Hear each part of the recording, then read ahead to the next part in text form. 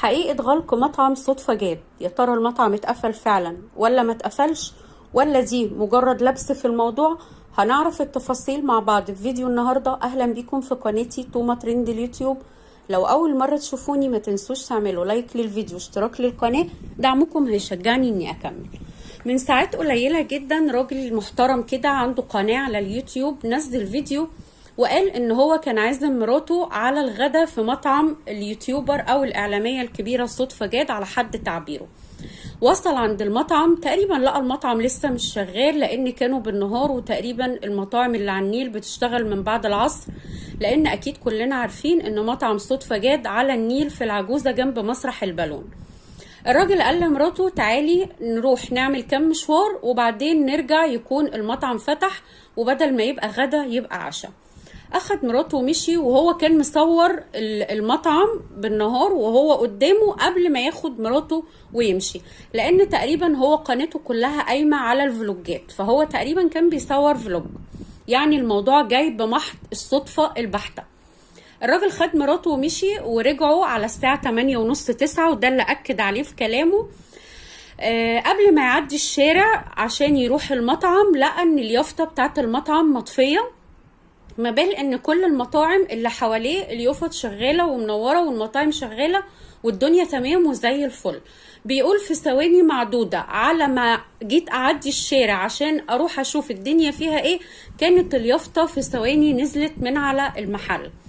بيقول وصلت الفرد الامن اللي واقف على باب المطعم راح منعني من الدخول وقال لي انت مش شايف ان اليافطة نزلت؟ المطعم لا مش شغال دلوقتي. فالراجل خد بعضه ومشي، وهو ده اللي الراجل صوره، وهو ده اللي الراجل لقاه على ارض الواقع، ومش محسوب حسابه ومش معمول له اي ترتيب يعني. لقينا فيه هجوم كبير جدا جدا جدا في التعليقات، والناس اتقسمت لجزئين، جزء شمتان وفرحان وبيقول من افتراها ومن ظلمها ومن سرقتها لفلوس التبرعات، ما هي دي فلوس حرام، وده تالت مطعم ليها، الحكمة ان تالت مطعم ليها ويتقفل يبقى كده فعلا هي فلوسها مش حلال.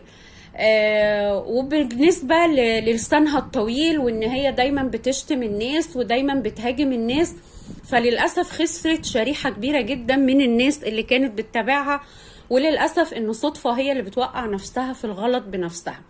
وجزء تاني من التعليقات اشتغل هجوم على الراجل المحترم أستاذ عادل، وقعد يقول له انت شمتان، انت بتفرح في بلاوي الناس، انت من اعداء النجاح، انت. الراجل صور الموضوع بمحض الصدفة، ما كانش مترتب له، ولو هو مرتب حاجة زي كده ما كانش قال انا واخد مراتي ورايح نتغدى هناك، او انا عازم مراتي على الغدا هناك. الغريب ان في نفس الوقت اللي حصل فيه كده استاذ اكرم سلام المحامي الخاص لصدفة كان فاتح لايف وما جابش السيرة عن الموضوع نهائي.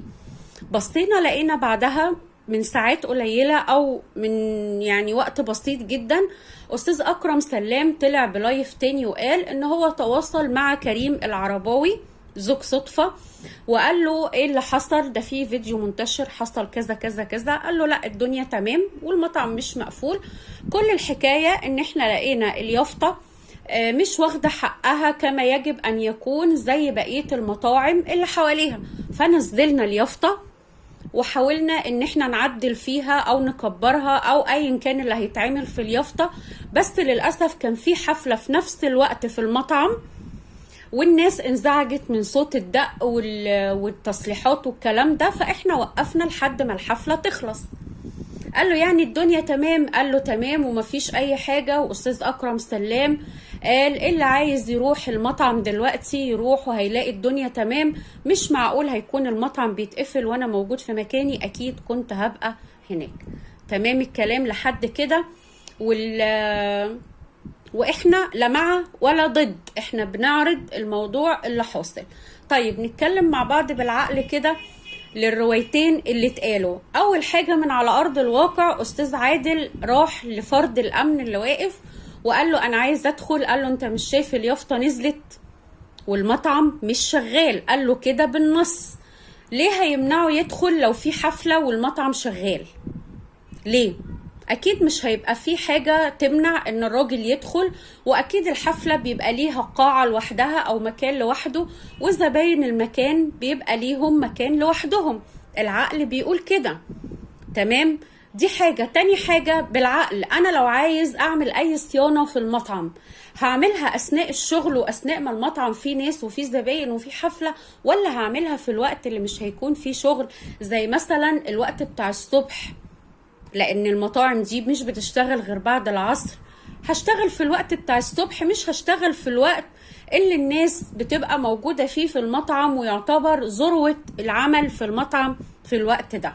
فطبعا الكلام متناقض، الكلام ما فيهوش اي اساس من الصحة، او العقل مش هيقبله.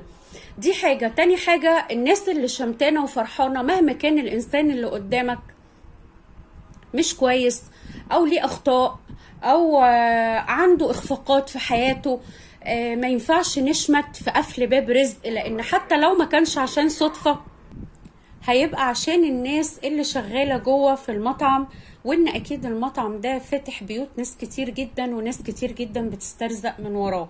عايزين قلوبنا تبقى حلوة، مش عايزين اول حاجة تيجي في بالنا الشماتة وان احنا نفرح في الشخص اللي قدامنا.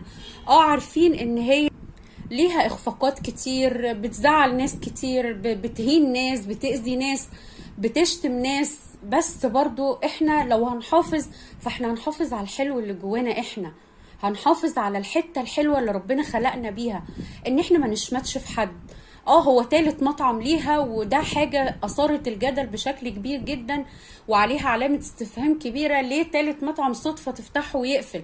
بس الله اعلم بالخبايا، الله اعلم بالظروف، واكيد الايام اللي جاية هيبان، واكيد الساعات اللي جاية مش الايام اللي جاية هيبان. اكيد هيكون في اخبار جديدة، اكيد هيكون في كلام جديد، وهيتأكد الخبر اذا كان المطعم قفل ولا لا. وخصوصا ان لما صدفة جت فتحت المطعم قالت ان الاوراق سليمة وكل الخطوات سليمة، ومفيش اي حاجة تعوق ان المطعم يتفتح. هننتظر الاخبار الجديدة، وهننتظر التعليقات الجديدة على الموضوع، مش من المتابعين فقط لا غير، لا من اصحاب الشأن نفسه.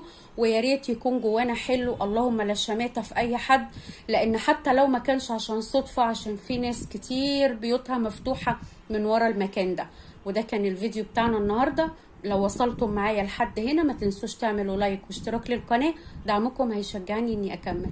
واستنوني في فيديو جديد مع توما ترند اليوتيوب.